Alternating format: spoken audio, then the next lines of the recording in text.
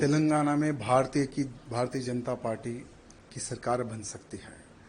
लेकिन तेलंगाना में भारतीय जनता पार्टी की सरकार तभी बनेगी जब हर वो कार्यकर्ता, हर वो नेता सही तरह से काम करेगा। जब कोई बड़े पद का जब चयन होने का जब समय आता है, जब तेलंगाना राज्य के प्रेसिडेंट का डिक्लेरेशन का जब समय आता है, तो कम से कम पार्टी यहाँ नहीं सोचती कि हमें कैसा प्रेसिडेंट बनाना चाहिए।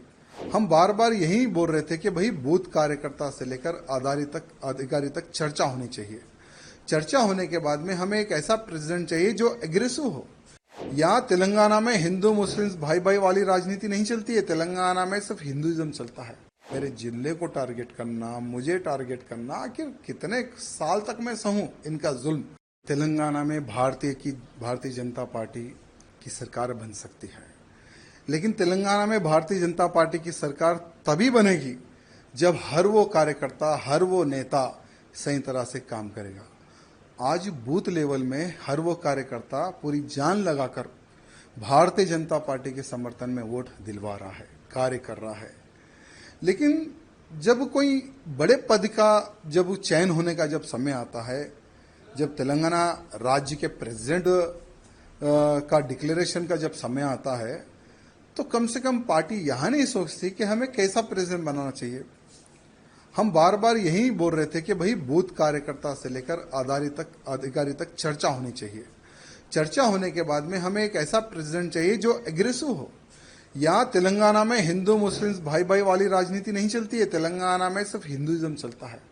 और जो हिंदुत्व की बात करता है ना, तेलंगाना की जनता उसको सर पर बिठाकर आगे चलती है। चाहे हमारे प्रधानमंत्री मोदी जी हो, हमारे अमित भाई जी हो, जेपी नड्डा जी हो, उन्होंने कईयों सभाएं तेलंगाना में की है। हर सभा में हजारों की संख्या में, लाखों की संख्या में उनकी सभाओं में कार्यकर्ता आते हैं यहां सुनने के लिए कि देश, धर्म, समाज के लिए आज भारतीय जनता पार्टी क्या कर रही है और क्या करेगी। वहां संदेश सुनने के लिए सभी कार्यकर्ता आते हैं।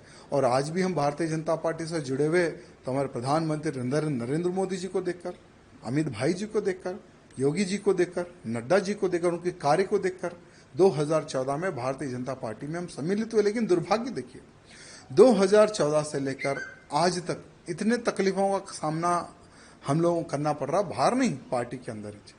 मेरे कॉन्स्टिट्यूंसी को टारगेट करना, मेरे जिले को टारगेट करना, मुझे टारगेट करना, आखिर कितने साल तक मैं सहूं इनका जुल्म। आज देखिए, जब पार्टी प्रेसिडेंट के नॉमिनेशन का आप जो सो नोटिफिकेशन आप डिक्लेयर करते हैं, जब हम जाते हैं भाई हम भी प्रेसिडेंट के लिए हम पूछना चाहते हैं, तो लगभग जो 10 लोगों का जो साइन चाहिए वो 10 के 10 लोगों को डरा के भगा देते हैं। यानी ऑलरेडी ये लोग जो डिसाइड कर लिए उसको हम प्रेसिडेंट बनाएंगे, ऐसा ये लोग डिसाइड कर लिए। हम क्या चाहते हैं? तेलंगाना की जनता प्रधानमंत्री मोदी जी के मार्गदर्शन पर चलने को तैयार है, अमित शाह जी के मार्गदर्शन पर चलने को तैयार है। योगी आदित्यनाथ जी को एक आइडल मारती है जनता यहाँ की। लेकिन दुर्भाग्य क्या है, हम ऐसे काम करेंगे जो प्रेसिडेंट कोई काम ही ना करे, कोई निर्णय ना ले। हम जो बोले प्रेसिडेंट वही काम करेगा, उठो बोलो तो उठो, बैठो बैठो बैठो, ऐसा ही प्रेसिडेंट का अगर आप चयन करेंगे तो कोई कार्यकर्ता पार्टी में काम नहीं करेगा। हमारा भी दम घुट रहा है, इसलिए हमने राम राम किया है आज पार्टी को। लेकिन एक बात है, भले हम बीजेपी पार्टी में रहो या ना रहो, लेकिन मोदी जी के, योगी जी के, अमित भाई जी के हम कट्टर समर्थक रहेंगे। और बिना पार्टी में रहे हम मोदी जी के कार्यों को, अमित शाह जी के कार्यों को, योगी जी के कार्यों का हम प्रचार करते रहेंगे, भले हम पार्टी में रहो या ना रहो। ये कार्यकर्ताओं की डिमांड है। कई महीनों से कार्यकर्ता कैसा प्रेसिडेंट चाह रहे थे जो हिंदूवादी हो, जो हिंदुत्व की बात करे, जो हमारे कार्यकर्ताओं की सुने। आज लव जिहाद बड़े पैमाने पर हो रहा है तेलंगाना में, गौ हत्याएं बड़े पैमाने पर हुई है तेलंगाना में, लैंड जिहाद बड़े पैमाने पर हो रहा है तेलंगाना में। भाई उसको रोकने के लिए कौन रोकेगा? लोग बोलते कि भारतीय जनता पार्टी के अलावा कोई नहीं रोक सकेगा। भारतीय जनता पार्टी की सरकार आएगी तो ही तेलंगाना का हिंदू सुरक्षित रहेगा। लेकिन भारतीय जनता पार्टी की सरकार कैसे आएगी? क्योंकि कुछ जो लोग हैं ना, जो एक नाग की तरह पार्टी को घेर कर बैठे हैं कुछ लोग। ये कुछ लोगों का इलाज जब तक केंद्र के जो हमारे अधिकारीगण हैं, जब तक ये कुछ लोगों का इलाज नहीं करेंगे ना, ठीक है, आज चलो हम तो पार्टी को छोड़ दिए, हमारा कोई वजूद था ना है ना रहेगा, हम एक हिंदू कार्यकर्ता हैं।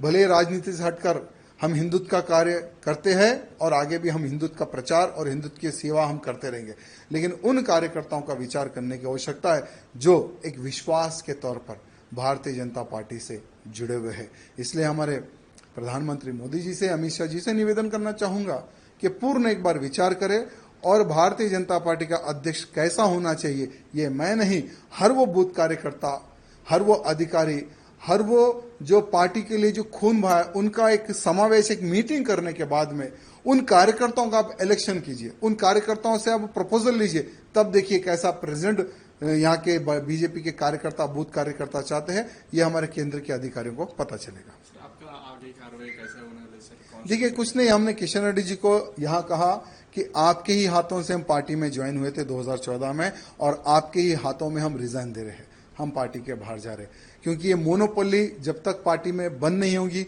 तब तक पार्टी सत्ता में नहीं आएगी और हम दम घुट घुट कर हम पार्टी का सर्वनाश हम नहीं देख सकते।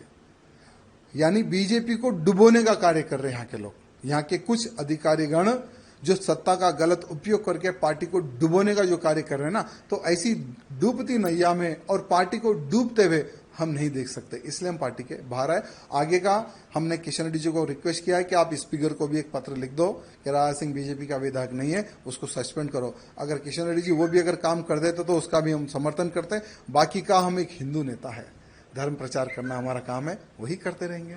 सर आप इतने साल से पार्टी में रहे, 3 बार आपने बीजेपी में जीते और आपकी और पार्टी वर्कर्स को क्या बोलना चाह रहे सर? मेरे पार्टी के कार्यकर्ताओं से यही निवेदन करना चाहूंगा, ठीक है ये मेरा व्यक्तिगत निर्णय था, क्योंकि हर इंसान कुछ सालों तक जुल्म सह सकता है, लेकिन कंटिन्यू जुल्म सह उतनी शक्ति मेरे पास नहीं है।